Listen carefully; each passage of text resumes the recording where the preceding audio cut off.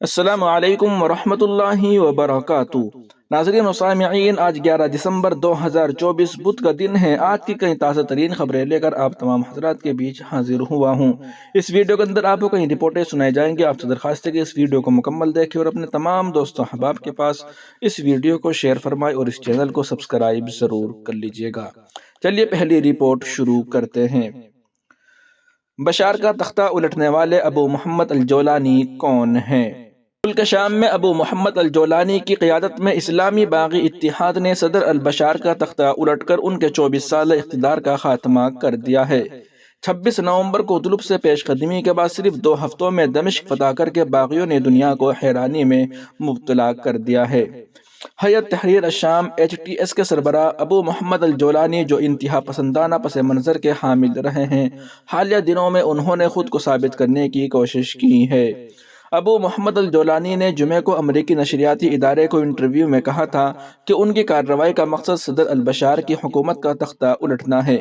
اس مقصد کو حاصل کرنے کے لیے تمام دستیاب ذرائع استعمال کرنا ہمارا حق ہے۔ برطانوی جریدہ گارجین کی رپورٹ کے مطابق ابو محمد الجولانی برسوں تک پس پردہ رہ کر کام کرتے رہے۔ اب وہ بین الاقوامی میڈیا کو انٹرویو دے رہے ہیں اور شام کے دوسرے بڑے شہر حلب کو ملک کی خانہ جنگی میں پہلی بار حکومتی کنٹرول سے چھڑانے کے بعد برسر زمین نمودار ہوئے۔ انہوں نے کئی سالوں سے جہادیوں کی جانب سے پہنی جانے والی پگڑی پہننا چھوڑ دی ہے اور اکثر اس کے بجائے فوجی وردیوں کو ترجیح دیتے ہیں۔ چہارشنبہ کو انہوں نے خاکی قمیض اور پتلون پہن کر حلب کے قلعے کا دورہ کیا اور اپنی سفید گاڑی کے دروازے پر کھڑے ہو کر ہاتھ ہلا کر ہجوم میں سے گزرے۔ سن 2016 میں القاعدہ سے تعلقات ختم کرنے کے بعد سے ابو محمد الجولانی نے خود کو زیادہ اعتدال پسند رہنما کے طور پر پیش کرنے کی کوشش کی ہے، لیکن وہ ابھی تک تجزیہ کاروں اور مغربی حکومتوں کے درمیان شکوک و شبہات کو ختم کرنے میں کامیاب نہیں ہو سکے ہیں، جو اب بھی HTS کو ایک دہشت گرد تنظیم شمار کرتے ہیں۔ سیاسی اسلام کے ماہر تھامس پیرٹ کا کہنا ہے کہ وہ ایک عملی بنیاد پرست ہیں۔ پیرٹ نے جنگ کے اس دور کا حوالہ دیتے ہوئے کہا کہ 2014 میں وہ اپنی بنیاد پرستی کے عروج پر تھے، جب وہ جہادی گروپ دولت اسلامیہ کا مقابلہ کرنا چاہتے تھے۔ اس کے بعد سے وہ اپنے بیانات میں نرمی لائے ہیں۔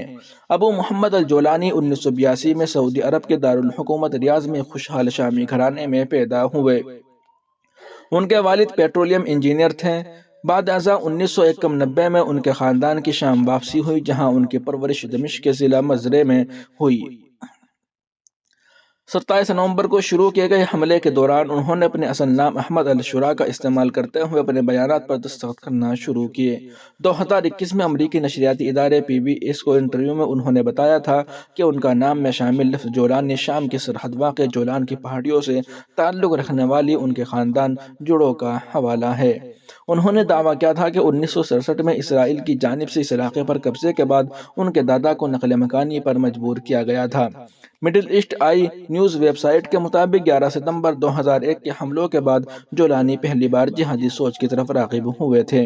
ویب سائٹ کا کہنا تھا کہ 9/11 کے حملہ آوروں کی تعریف جولانی کے جہاد سے تعارف کا سبب بنی، جس کے بعد انہوں نے دمشق کے مضافات میں خفیہ خطبات اور پینل مباحثوں میں شرکت شروع کی۔ عراق پر امریکی قیادت میں حملے کے بعد انہوں نے لڑائی میں حصہ لینے کے لیے شام چھوڑ دیا۔ انہوں نے ابو مصعب الزرقاوی کی سربراہی میں عراق میں القاعدہ میں شمولیت اختیار کی اور بعد ازاں امریکی فوج کے ہاتھوں گرفتاری کے بعد 5 سال تک قید بھی رہے، جس کی وجہ سے وہ جہادی تنظیم کے صفوں میں آگے نہیں بڑھ سکے۔ 2011 میں حکومت کے خلاف بغاوت شروع ہوئی تو وہ وطن واپس آئے اور القاعدہ کی شام میں شاخ جبہت النصرہ کی بنیاد رکھی۔ 2013 میں انہوں نے ابو بکر البغدادی کی بیعت کرنے سے انکار کر دیا تھا، جو بعد میں دولت اسلامیہ عراق و شام داعش کے امیر بنے، جبکہ جولانی نے القاعدہ کے اس وقت کے سربراہ ایمن الظواہری کا ساتھ دینے کو ترجیح دی۔ اپنے حامیوں کی نظر میں حقیقت پسند اور اپنے مخالفین میں موقع پرست تصور کیے جانے والے جولانی نے مئی 2015 میں کہا تھا کہ دولت اسلامیہ کے برعکس ان کا مغرب کے خلاف حملے کرنے کا کوئی ارادہ نہیں ہے۔ انہوں نے یہ بھی اعلان کیا کہ اگر اسد کو شکست دی جاتی ہے تو علوی اقلیت کے خلاف کوئی انتقامی حملے نہیں ہوں گے۔ واضح رہے کہ بشار کے خاندان کا تعلق بھی علوی اقلیت سے ہے۔ بعد ازاں ابو محمد جولانی نے القاعدہ کے ساتھ تعلقات منقطع کر لیے اور دعویٰ کیا کہ وہ ایسا اس لیے کر رہے ہیں تاکہ مغرب کو ان کی تنظیم پر حملے کی وجوہات سے محروم رکھا جا سکے۔ پیریٹ کے مطابق اس کے بعد سے انہوں نے ایک قابل اعتماد سیاستداں بننے کی راہ ہموار کرنے کی کوشش کی ہے۔ جنوری 2017 میں ابو محمد الجولانی نے شمال مغربی شام میں حریف اسلامی گروہوں پر مشتمل اتحاد ہیئت تحریر الشام HTS تشکیل دیا، جس کے نتیجے میں صوبہ ادلب کے ان حصوں کا کنٹرول حاصل کرنے کا دعویٰ کیا گیا جو حکومت کے ہاتھوں سے نکل گئے تھے۔ HTS نے اپنے زیر تسلط علاقوں میں ایک سویلن حکومت تیار کی اور اپنے باقی حریفوں کو کچلتے ہوئے صوبہ ادلب میں ایک ریاست کی جھلک قائم کرنے میں کامیاب ہو گئی۔